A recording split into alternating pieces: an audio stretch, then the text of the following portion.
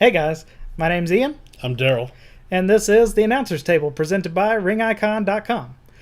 You can check us out on YouTube at youtube.com/ringicon. You can also check us out at our website, which is ringicon.com/podcast. All right, now you're probably wondering, what's the Announcer's Table? Well, the Announcer's Table is what we want to bring to you as far as wrestling knowledge, wrestling facts, just wrestling anything. Anything we like about wrestling, anything y'all like about wrestling, y'all can send us questions, we'll answer them. It's mainly just our opinions on what we want to talk about and what we like and what we enjoy. That's pretty much what the Announcer's Table is going to be, and with y'all's help, it can be whatever y'all want to make it as well. Right. We're going to focus mainly on independent news and things Yeah. like that. We'll have a segment here and there about pro stuff going on, but primarily we want to help out the independent scene. We want to build the independent community, and that's what we're doing here. That's what our website is for, which is ringicon.com, and ringicon.com is a social network or a social media site for wrestling organizations, for promoters, for fans, for wrestlers. You create a profile, and then you can be able to share your experiences, your videos, your pictures. You can do all that kind of stuff with the website, with your profile. So then you can share your profile with the world. So that's what ringicon.com is. And of course, we urge you to create a profile on there and share it with the world, and just let people know about your experience with wrestling. Yeah, just what y'all like, and leave comments and post comments, talk to other wrestlers or fans, and if you're into referees, you can talk to other referees or valets, managers, anything that's like wrestling related is what we want on this site. And it's a lot of fun. We've grown leaps and bounds already, which is why we've kept growing on. What we're going to do now, Ian, why don't you tell us a little bit about your background in the wrestling business so the fans can know? All right. Well, back many years ago, I started wrestling, and I kind of ran a group of guys for a while, and it was what most people would say is backyard wrestling, which I understand that's not very. I'm not going to stake my career on that or anything, but it was where I began when I was 13, 14, and it's where I got my my passion and my drive for wrestling. And so that's where it began for me. But after high school and that group of guys, we moved on.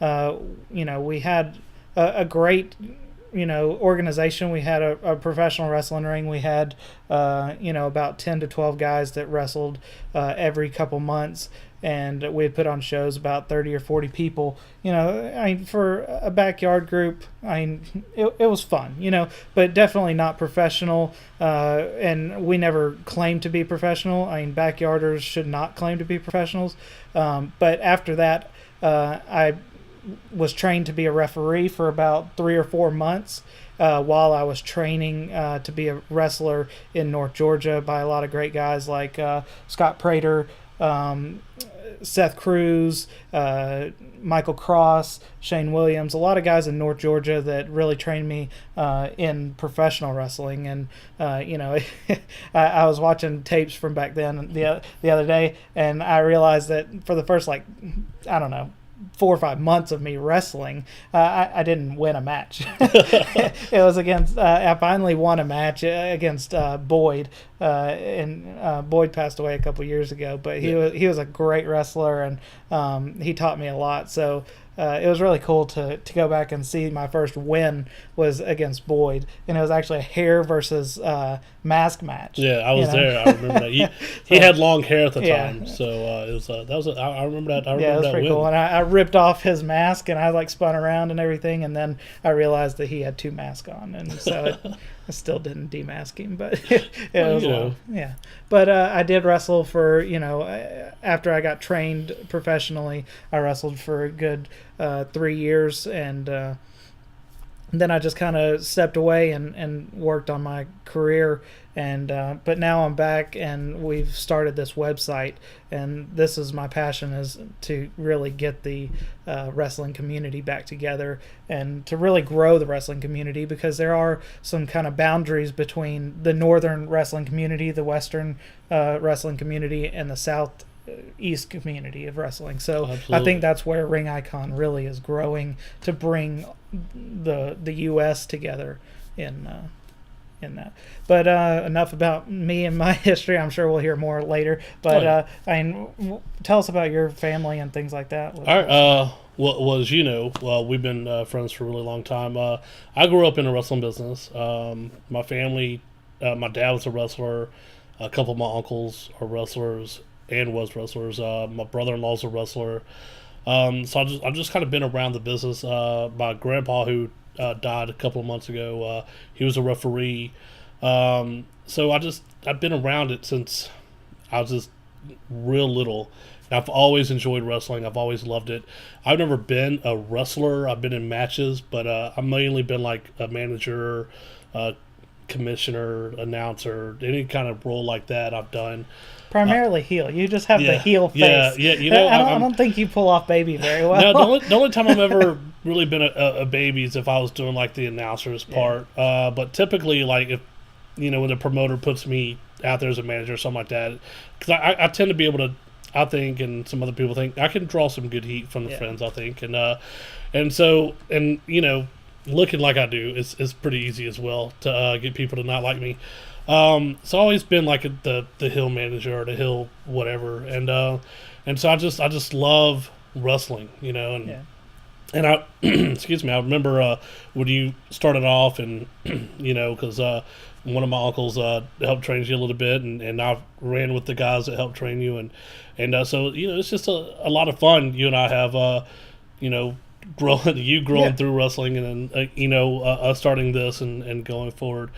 We want to bring a lot of different segments to the show, and a lot of them will be stuff that we have come up with, and a lot of them will hopefully be stuff that y'all come up with. One thing that we want to do, that we do want to talk about, is something that we're going to call Promotion Builder. You want to elaborate a little bit on that, Ian? Yeah, we're going to go with Promotion Builder. We're going to help out. We're going to give our opinions, per se, to the wrestling community, to help build character, to help build promotions. Sometimes there's things that promoters, because they're so busy. Yeah. I mean, the promoters have so much on their plate to get ready for a show. It's hard to really remember every little thing. Especially starting out. So some of this might be for newer promoters that are getting started, going from wrestler to promoter or something like that, things you didn't think about. So that's what Promotion Builder is really is giving you ideas and things like that that'll help, solidify your promotion. And so that also kind of bleeds into another segment, which is Gimmick Builder or Character Builder, because we really want to help you, the wrestlers, or the managers, the referees. We want to do things and remind you of things that maybe sometimes just after repetitively doing things every weekend, sometimes you forget about. So. And like we said, this is our opinion. Your opinions may vary. And if you have different opinions, we would love to hear your different opinions. Yeah, definitely. So, please feel free to contact us on our YouTube page or the website. Yeah. We're both on there under Ian and Daryl. So check us out. Send us any kind of things you want to talk about. Yeah. All right, so we're also going to put a forum page directly for the announcers table, so you can ask questions on the forums and really get people involved in communicating on the forums. Absolutely. So because like he said, and we really want to be about the fans and find out what y'all are passionate about and what y'all like. Well, the whole reason we do this is for you, so that's why we're doing this now. So this week in Promotion Builder, what do you want to talk about? This week, I want to start off kind of simple, but also something that a lot of people kind of neglect is security at shows, because there's two main parts of security that a lot of people kind of neglect or even surpass, which is security guards. A lot of people kind of neglect the security guard, just because some people think that they don't need it, which I understand for some points, but for the most part, you always need at least one security guard. But I think we're going to go into more detail. The other part of that is the guardrails, and we're going to give you some ideas or some thought process to improve your security at your shows. So yeah. Now, one thing I've noticed about is some shows that I've been to and that we have been to as well. Is we happen to frequent a lot of family-friendly shows. All right, and what I tend to find at those family-friendly shows is a lack of security, and the need to, they feel they don't need to have security because it is family-friendly. But what I feel comes with family-friendly comes a lot of kids. And so a lot of kids, get up running around during the matches, and the kids sometimes aren't sure of what's going on in the match, and aren't really aware of what's going on. And so I think that's where it is important to possibly have a security guard or two. What are you thinking? Yeah, definitely. I mean, security guards are very easy to obtain. I mean, all you have to do is let one guy in that's semi, big in stature and call him your security guard. He could easily, hold people back or just let people know their boundaries. Yeah. If you don't have a type of guardrail system, you need a security guard to at least let fans and wrestlers, wrestlers on the other end, you need wrestlers to let them know where their boundaries are so that, you don't cross into that fan line and they don't cross into your line, but security guards are very yeah, that's like one of the easiest things. Yeah. I mean, as your promoter, get a black shirt with some just iron-on letters that you can get at Walmart. You can write security across the front. It's really easy just to get a security shirt and throw it to a guy and say, please be security for the night. I'll let you in for free. Or even, if you're a wrestler and you have a friend that wants to come to the show and, they don't bum off the promoter too much. I mean, yeah. you might not be getting paid much, or you might not be even getting paid at all, but don't try to bring everybody in the world and in for free, but also bring something to the table. If your friend is coming, give them a security shirt. They could be security for the night. Oh yeah, but they'll eat that up. Yeah, so it's super easy, but just like we said, some promotions kind of neglect it just because they don't think that it's necessarily needed. But like I said, it's for the. One reason I think that they need a security guard, no matter what, is that if you have good heels, you need security guards. Yeah. If you don't have good heels, you don't need security guards. You're doing something wrong. Yeah. You're hiring the wrong talent. If you have good heels, you need security guards. Yeah, and just to be clear, just because you have security and guardrails in some form doesn't mean things are not going to happen. Right, definitely. I can speak of one personal incident that I saw where we had this promotion I was working for had a really good heel that could really draw a lot of heat, and a fan came across the guardrail, which just happened to be, we had buckets lined up with poles that was cemented and a rope just going through, which kind of represented a guardrail. They came up underneath it and past the security guard and got right in a wrestler's face, and the wrestler kind of pushed them off, and it was a big whole ordeal. So I mean, just because you have them in place doesn't mean they're necessarily going to work the way you want them to work, but they do or can be a deterrent to keep people from wanting to cross that line. Yeah. So. Yeah, and that's one thing I wanted to mention is, I understand full size guardrails can be a little expensive. They're really not as bad as you think. I mean, $80 for an 8-foot piece. So it's going to take $1,000 or more, and you might be able to even find somebody selling them from an event they had or something like that on Craigslist for a lot cheaper. But $80 per 8-foot, just to have them around the ring. You don't have to line the entranceway or anything like that, but just around the ring for the most part. If it's in your budget, it's a wise choice to have full size guardrails. Because a while back, another reason I brought in the fact that it protects the fans along with it protects the wrestlers is that they were doing some things outside the ring, and I was taking pictures. I was sitting in the front row, and a wrestler came around the ring and like did this flip over. He just kind of rolled over this other guy, and he landed basically right on me. And his boot like dug into my thigh. I had a bruise for a while, and it kind of hurt. But I got over it. It's not a big deal to me. But 5 minutes before I was sitting there taking pictures, there was a little 2 or 3, or not a 2 or 3, or maybe a 3 or 4 year old sitting in that chair. Oh, that could have been. Yeah, it could have been. Yeah, it could have been really nasty if that little kid was sitting there and got hit. So that's just another reason why I say the guardrails protect the fans just as much as they protect the wrestlers. Yeah. So it's a wise choice to at least have something there. If it's in your budget it's in everyone's budget to put at least a rope. I know it's not 100% professional. It's not professional at all, but it does something. It sets the boundary, and that's what guardrails are for. Okay. So now that was part of our promotion builder, and you touched on earlier. We want to do a segment also called Gimmick Builder, right, where we can help wrestlers. Hopefully, we give our opinions on what we think could help improve some independent wrestlers that we've seen, and maybe what y'all have seen. Y'all can give us y'all's input. Did you want to talk about anything as far as Gimmick Builder goes?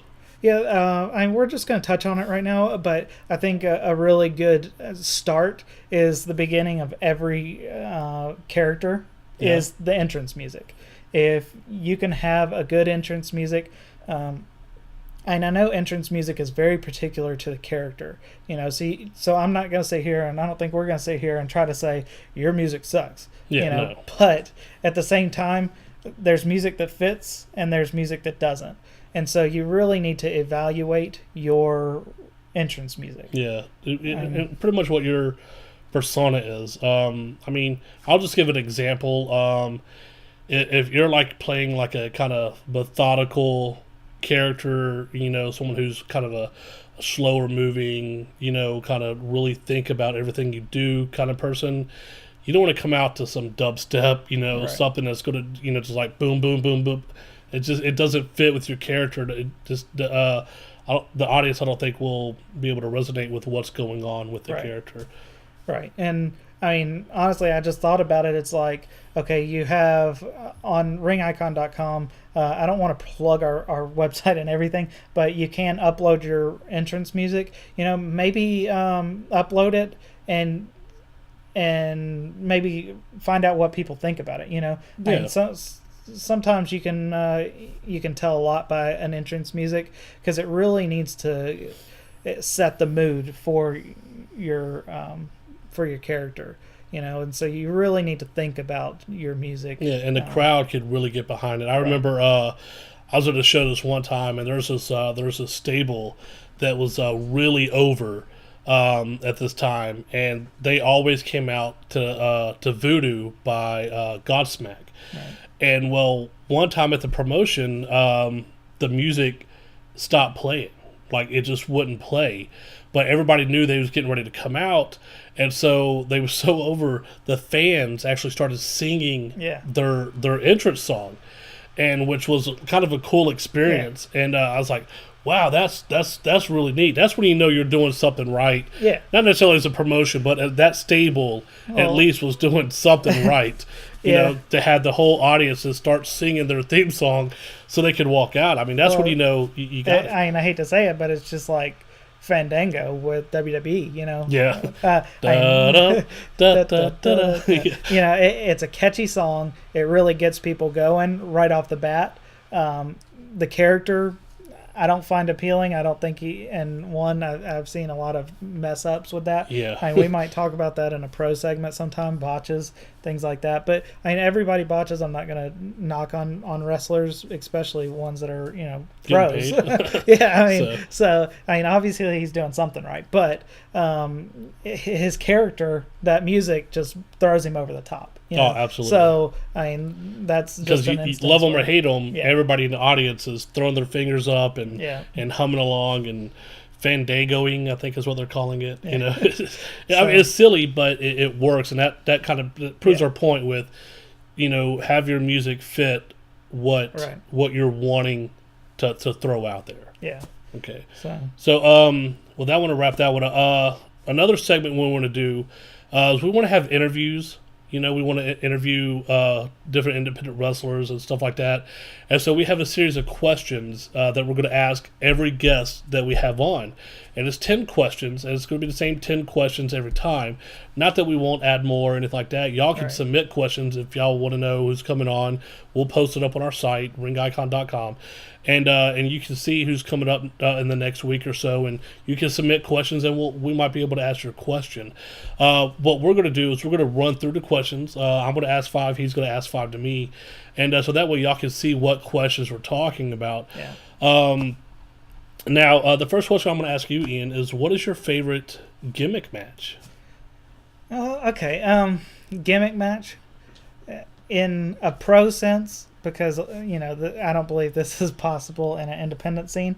Pro sense, the 3-tier cell from Ready to Rumble. It was really cool. I mean, just a lot of the gimmicks that WCW pulled out over the years, like World War III with 3 rings, the double cage, awesome. WCW had a lot of really cool gimmicks that I think were really cool. But as for independent scene, I would say the lumberjack match, just because I really like to see all the wrestlers kind of out there. And I'm not always in like a Royal Rumble scenario. I see a lot of Royal Rumble scenarios going on in independent scenes, just to use some of the guys again. But in a lumberjack match, I think it's just a cool idea. And to be honest with you, when we was preparing for the show the other day, we was talking about that particular match, the 3 levels, and we actually pulled it up on YouTube and was rewatching it. Yeah. And I remember thinking, man, I really did enjoy that match. Yeah, it was like a good match. It was a Hell in a Cell. Or a good concept. Yeah, it was a good concept. The match, iffy. I mean, it had Diamond Dallas Page, Sting, Jeff Jarrett, and David Arquette. So, not a great match, but the concept of the match is phenomenal. It was a Hell in a Cell. Then you went up to like a normal size cage match, and that had all the weapons. Yeah, it had all kinds of weapons. Chairs, tables, and things like that. And then you had to go when you climbed up. You had to go out, and then climb up on top of that to get the belt that was hanging up there. Yeah. So it's pretty cool for okay, old school. Yeah. I mean, it was pretty cool. All right, so if you could wrestle anyone, living or dead, if you were a wrestler, if I was a wrestler, or if you managed any wrestler, you know what I mean? That's another idea. If you could manage or wrestle any wrestler, living or dead, who would it be? If I could wrestle anybody, this person isn't my favorite wrestler, but I really respect what they do and their style. If I could wrestle anybody, for me, I would have to say CM Punk. I really enjoy watching his matches. Yeah. If I could like manage anybody, I haven't even thought about that. If I could go back and manage anybody, I would love to manage, to be a manager of like DX or something, or maybe manage Mr. Perfect. I think that would be really cool. Or even manage Andre the Giant, man. Could you imagine going out and partying with that dude and just the attention that he would get? That would be insane, man. I'm about to give that managing one more thought sometime and maybe answer that later. Yeah, kind of threw that one on. Yeah, I wasn't expecting that one. Now, Ian, who is your favorite wrestler? And I know you're gonna, it probably changes with you during different times. Yeah, it really changes through time periods. I'm growing up in the '90s and watching WCW. I know I'm gonna be the biggest mark in the world, and I know a lot of people are gonna hate me. But mid '90s or late '90s, I loved as a kid Goldberg. I know. People are gonna hate me for it. Oh, that's horrible. I know, but I don't know what it was, but about him when in 98, 99, I guess is when he was mainly around, and on his winning streak. He was really over. That was the whole point, and he really was, for me being only 10, 11, 12 around that time period. It was a big deal for me that he was the heavyweight champion, and he lost to Jeff Jarrett and Bret Hart. Bret Hart wore the steel plate under his chest, during the spear. But those two moves, the spear and the jackhammer, were two very intense moves for the time. You know what I mean? Yeah, with a jackhammer, because Bill Goldberg was a big guy, and the way he would just lift him up and he would come down, it looked. Well, it's like the F5. Like you know what I mean? Yeah. It's like the F5 with Brock Lesnar. It's just a powerhouse move that only certain body styles can pull off. Can really pull that off. So, what I noticed Goldberg was when that quick angle happened with Steve Mongo McMichael, and he hit him with the metal pipe or something. Yeah. That's when I first kind of noticed Goldberg, because I don't know. He really wasn't on my radar. I'm quite a few years older than you, and so I was watching wrestling, and Goldberg really wasn't it for me. But well, at that time period, I think WWF was really starting to take over. The Monday Night Wars was really picking up at that point. So Goldberg, early childhood favorite for me. But that nowadays, favorite overall character from WWE is probably The Rock. Just because he has such a persona and ability to really get the crowd going. A lot of that is built up from WWE, but at the same time, he just brings it. Absolutely. And so I just think that The Rock is probably overall character-wise. Yeah. Now I want to ask you to be a little specific in that, because there's like four. Yeah. Incarnations of The Rock. There's like Rocky Maivia when he first came out, which I know that's not the one you're talking about. There's like the kind of end of the Attitude Era of Rock, and there's like the movie star Rock, and then there's the what I would call now the jacked up Rock. Because he is flipping huge now. Yeah. So more of the Attitude Era when he was more of a good guy. That towards the end of the Attitude Era, not the beginning when he was more of a heel. But more end Attitude Era with The Rock. Okay. But that's character persona. Actual wrestler, RVD and WWE Jeff Hardy. Not so much TNA Jeff Hardy, but WWE tag team matches Jeff Hardy. But absolutely RVD. So I'm out there in wrestling. I agree. But so, what is your favorite wrestling moment throughout history? Let's see. I can tell you one that was really a favorite of mine is we live a little above Atlanta, Georgia. And it wasn't nothing I was involved in, but WrestleMania got to come here. Yeah.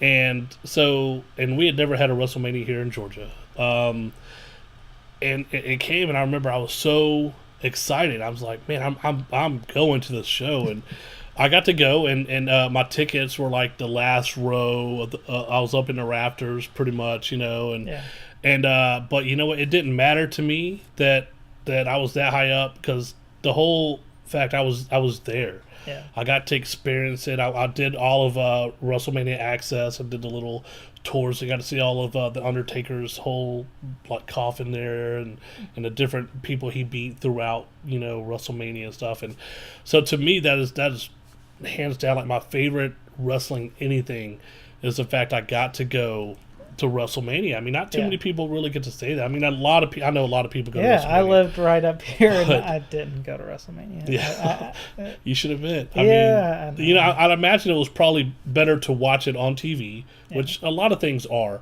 But you can't get that experience. Yeah. Anywhere else. It was awesome. I know I was in awe the whole time I was there. I was like, wow, that was just that was a lot of fun. That's my moment. Now, let me ask you, what is your worst or most embarrassing moment in wrestling? Um, Probably while I was wrestling. Yeah. I wore kick pads with wrestling shoes and a type of pant that wasn't elastic. It was a button pant, and so I usually wore a belt with it. And I would sometimes forget to pack my belt that day, and so when I would go up, it was like an hour ride for me when I would go up to where I was wrestling every Saturday, and so when I forgot my belt, there's no turning back.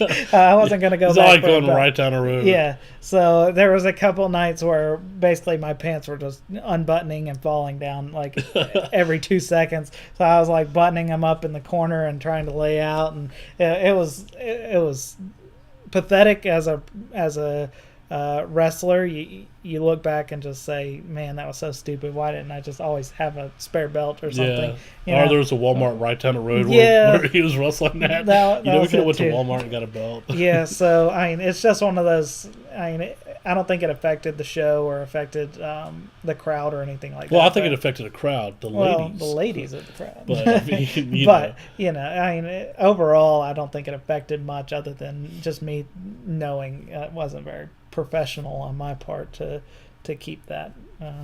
Yeah, know. you know. But You live and learn. yeah, it's over with now. So, all right. Well, what would your favorite wrestling move or finisher be?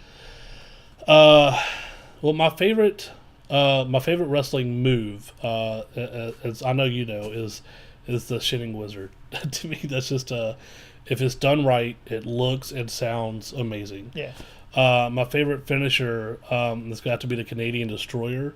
Not too many people can pull that off, and it when pulled off right, because two things have to happen. One, the guy has to be able to rotate like that, Yeah. and the guy you're doing it with has to be able to go with you. Yeah. And you both have to trust each other pretty dang well. Yeah. I mean, I remember you done it with. I was a with little Justin. thinner back in the day, Yeah. but I remember we- you pulled it off with Justin, Yeah. and it looked great. Yeah, I did the front flip part. He did the back flip part, and Yeah. so I mean, it's basically a flipping pile driver. And so, I mean, for those that don't necessarily remember the name, but the flipping pile driver, and it was pretty difficult to pull off. But when you do have someone you can work with, and that's another thing we'll talk about maybe in a gimmick builder someday, is that finding those people that you just mesh with, and I mean and request to work with them. Yeah, absolutely. The booker will book how they want to book, but request that occasionally. Yeah. I mean, we'll talk about that more in the gimmick But builder now, someday. But Petey Williams does it the best that I've ever seen. I mean, I've seen him do it several times, obviously, and just, it doesn't matter who he's wrestling. It's like he's able to just pull this off seamlessly, and it just looks amazing. So that would be definitely my favorite finisher. Now, who is your favorite champion of all time? And let me be clear on this. Champion in the sense of just any championship. It doesn't matter. It doesn't have to be heavyweight champion. It could be tag team champion. It could be United States champion. It could be TV champion. Whatever. It doesn't matter. Yeah, I probably hinted on it a little earlier, but Jeff Hardy and Matt Hardy as the tag team champions during the time period of the Dudley Boys and Edge and Christian and those TLC matches, the ladder matches, the TLC match 2. I mean, that whole time period where they were going through that feud, it really doesn't matter who of those three tag teams were the champions. It was just one of the best tag team feuds and best tag team shows that I think I've ever seen. I mean, I still go back and watch them on YouTube, and they're just amazing matches to watch. But that's my favorite, probably champion set, of all time. But champion would probably be RVD as the television champion with ECW. He held it forever, So I just think RVD with the television championship for how long he held it. That was an epic time period. Yeah. So I remember that. Yeah. But who do you think is the most overrated or underrated professional? Okay. We've had numerous discussions throughout the years of who we've thought is overrated and underrated. And we've even discussed some underrated people that have become now, like maybe not overrated, but but are huge now. Because my old underrated, and we discussed this, is used to be CM Punk. I always thought he was very underrated. They didn't use him right. They wasn't pushing him right. So I thought, but now they've caught up, and he is looking great. I mean, he's on some time off right now, very well deserved, I might say, in my opinion. And the Undertaker versus him at WrestleMania was by far the top match of the night, easily. But so it's always the Undertaker happens to always be. He always pretty much steals the show. Every WrestleMania pretty much. But he used to be my underrated. Right now, I think my underrated. And I'm going to steal your guy, because the more I thought about it, the more we've talked about it, is I'm going to have to say probably Cody Rhodes. Yeah. I mean, he's with Team Rhodes Scholar, and he's gotten a medium push. He's out there, but I just don't think. I think they could do so much better with him. I think he could be a bigger star. Yeah, I hope they don't lose him to TNA or something. I don't think they will, just because I think Dusty is really involved in the back still. I'm not too sure, but I don't think they'll lose him before they really push him. But when he does get a push, I think it'll blow up. Really, really will. Just like Randy Orton when he first came in was kind of. I think Cody Rhodes is kind of the younger Randy Orton, they're probably around the same age. Yeah. But that. Push-wise, I think they're around the same. He's a little younger in the business with that. Yeah. Now, overrated is... Now, I respect what he's done in the business and what he does for the fans and what he does for Make-A-Wish, but you know this, my answer will never change on this for the foreseeable future anyways. John Cena. I mean, he's oh, man, I mean, you know what? He's a fantastic talent and worker. I'm never going to knock that. He's fantastic in everything he does. I just wish we could have a Cena break. Yeah. I mean, because it's almost been. It seems like 5 years straight that he's been this over and just so, shoved down my throat. It seems like that. I just kind of. I could probably use a little bit of a Cena break. Yeah, I agree. I do want to kind of chime in on this just because I don't know. I really enjoyed this topic. Maybe we'll go into it more in the pros someday. But underrated, overrated. I'll start out. I'll say, I hate to say it, but Brock Lesnar. I think he's. I hate to say it. I just think he's overrated. Maybe overhyped. Overhyped and maybe overpaid. Probably. Because what do they do? Just bring him in for? They say, here's a contract until like SummerSlam or something. I don't know, but I just think that they build him up too much for. Again, I think it's more like a Goldberg thing. He's all looks, and he's got a couple good moves, but don't hand him a microphone. That's why you got Paul Heyman for him, But I think he's a little overrated for my taste. But, I mean, that's me. Underrated, I have to say, this is kind of a strange sound, but Kane. Kane has been around WWE and WWF for a very long time, and he's gotten a couple pushes with the tag team titles and things like that. I really love him and Daniel Bryan. Well, I don't say I love them together, but I enjoy. Maybe it's just because I really admire both of them. I really like Daniel Bryan, and I really like Kane. So maybe together I enjoy them. But I can really relate to that one. But Kane, for how long he's been with WWE and only having the title once, I just feel that he's underutilized in the WWE. Yeah. I can agree, and I can see what you're saying. Now let me ask, what is your and I'm pretty dead set. I know what your answer is going to be, but what is your favorite stable or tag team of all time? Stable or tag team, it has to be the Hardy Boys. Just because, or the Dudleys in ECW. Really, I love the 3D move. The 3D move is one of my favorite tag team moves ever. Yeah. Now, And- well, be clear on that, because the Dudleys in ECW Right, consisted that's what- of no, like and- 6 people. Yeah, that's what I'm speaking So, of. okay. I mean, ECW Dudleys with everybody. I really loved. I can't believe I think Spike was my Spike. favorite. Yeah, I can't believe my mind went blank there for a second. But Spike was probably one of my favorites, and I really wish they brought him more into the WWE Yeah. when they did. I mean, they did for a little while, but they kind of just tossed him out. So I mean, I really love the Dudleys as a whole stable. But the tag teams is definitely either the Dudley Boys with Jeff and Hardy or Jeff and Matt Hardy. Around that time period. So, okay, what would your favorite? This is the last question of the whole series, but what is your favorite catchphrase? You know what? Honestly, it's real simple. It's Ron Simmons' damn.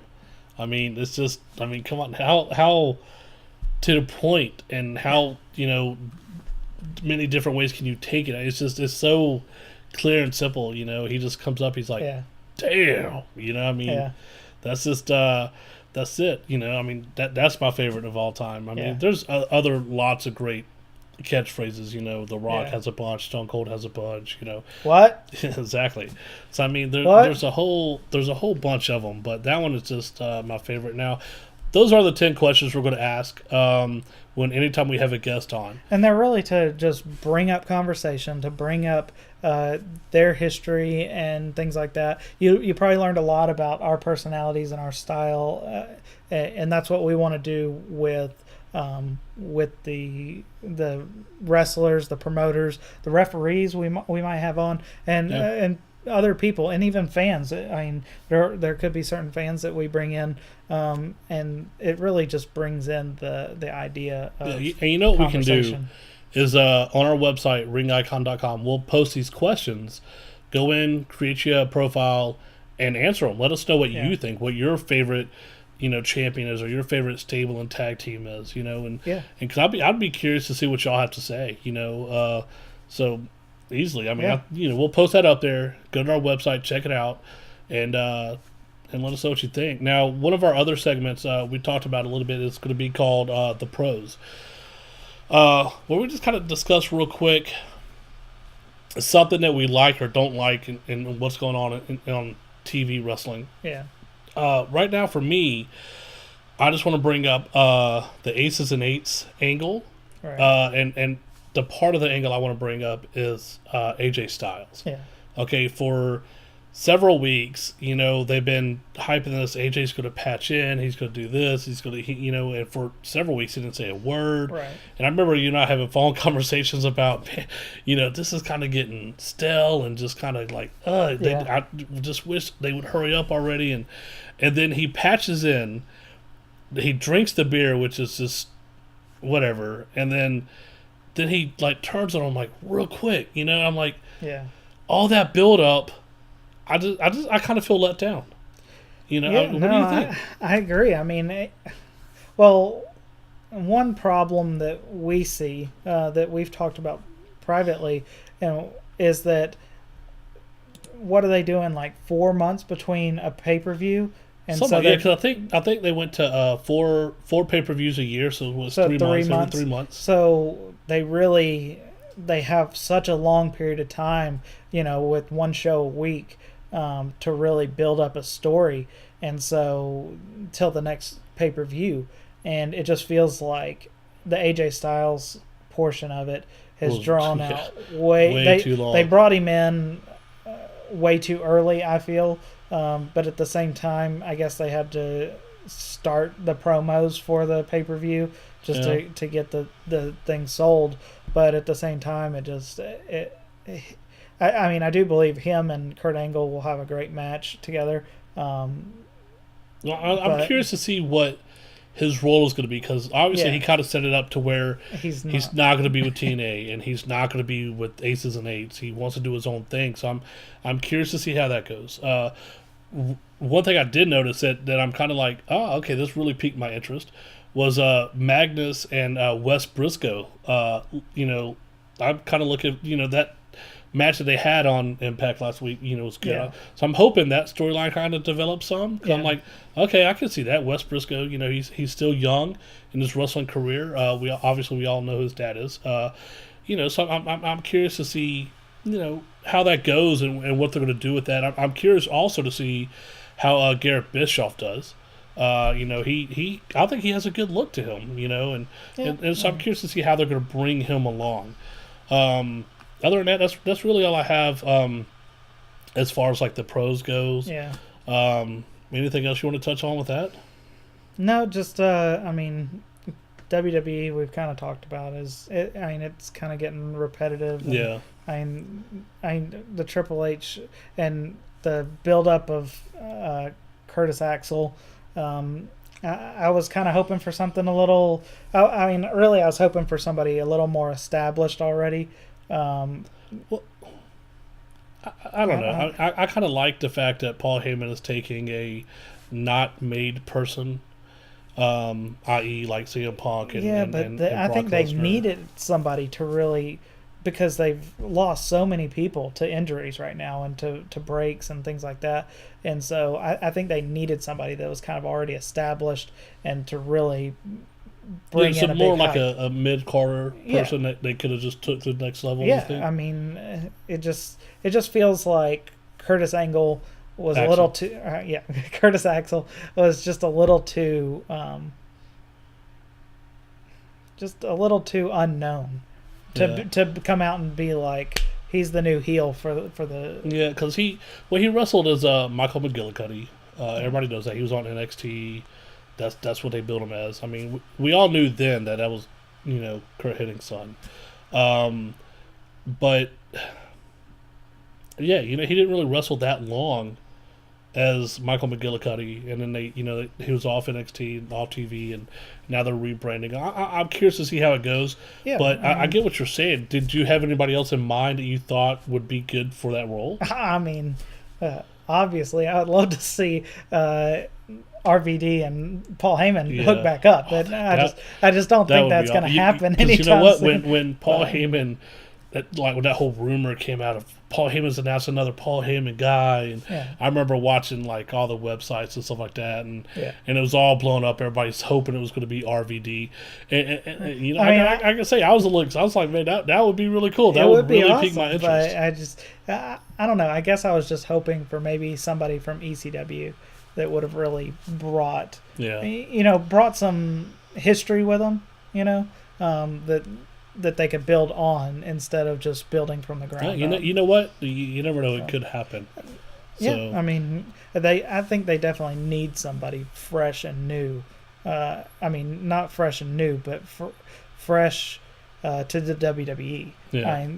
Save somebody from signing a contract with TNA. You know what I mean?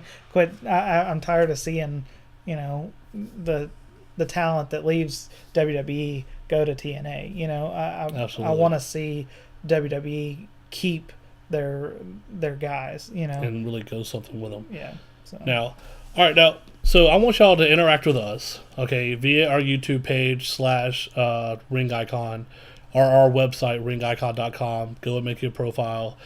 Submit questions to us, and talk to us. We're also on Facebook, Facebook / Ring Icon, right? Become friends with us on Facebook, and talk to us, engage us in questions, and things you want to hear, on the pros, any kind of segment you would like us to do, because we have other segments planned, but this is our first show, so we didn't want to go real long, but so anything we can do to, make this show better and make it more about what y'all would like to hear, please let us know. Contact us, shoot us a message, and say, hey, you know what? Look, we want to talk about this, and we'll talk about it. Did you see anything interesting this week, or do anything interesting this week? Yeah, well, this past weekend we actually went to Blue Ridge, Georgia. Right now we're just hitting a lot of the local shows to see the guys. I've worked with some of them in the past and things like that, so we know a lot of the guys. But this weekend we went to DSCW, Deep Southern Championship Wrestling in Blue Ridge, Georgia, and they had a great show. They're affiliated with the AIWF, which is the Allied Independent Wrestling Federation, which is just an organization that helps promote all of their affiliates, all of their affiliated wrestling organizations. So they actually had the first ever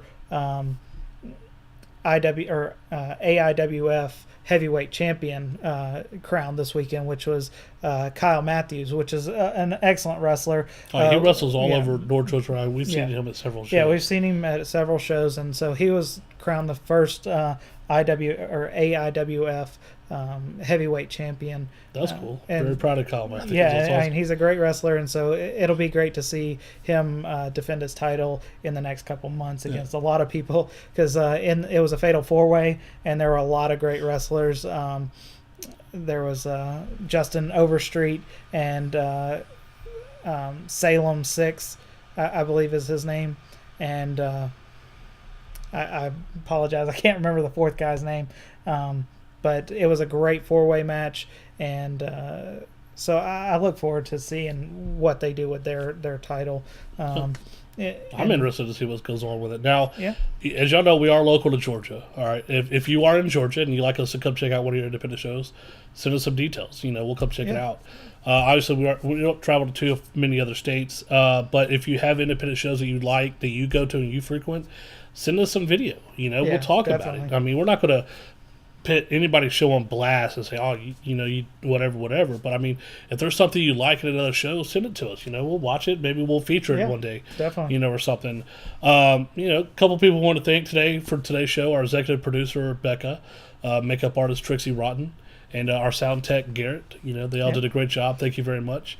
And you know what? Other than that, check us out on YouTube /Ring Icon. And we're going to be putting out a show every Friday. Yeah, every Friday we will be uploading. So we'll be uploading every Friday. So check it out every Friday afternoon. You'll be able to download it. Ringicon.com. Make a profile. Hit us up. Yeah. So just Facebook. check ringicon.com/podcast, and you'll see the latest podcast up and running. Yeah, so you'll be able to hear it as a podcast, so you can listen as you're traveling, or you can go to YouTube and watch our ugly mugs on the computer. So whatever y'all's preferences. I mean, half is ugly, half is sexy. Yeah, but, however you want to look at it. Yeah. But thanks for watching today, our first show. Yeah, definitely. And we'll see you back here next Friday. All right. My name's Ian. I'm Daryl. And this is the Announcer's Table, presented by ringicon.com. Thank you.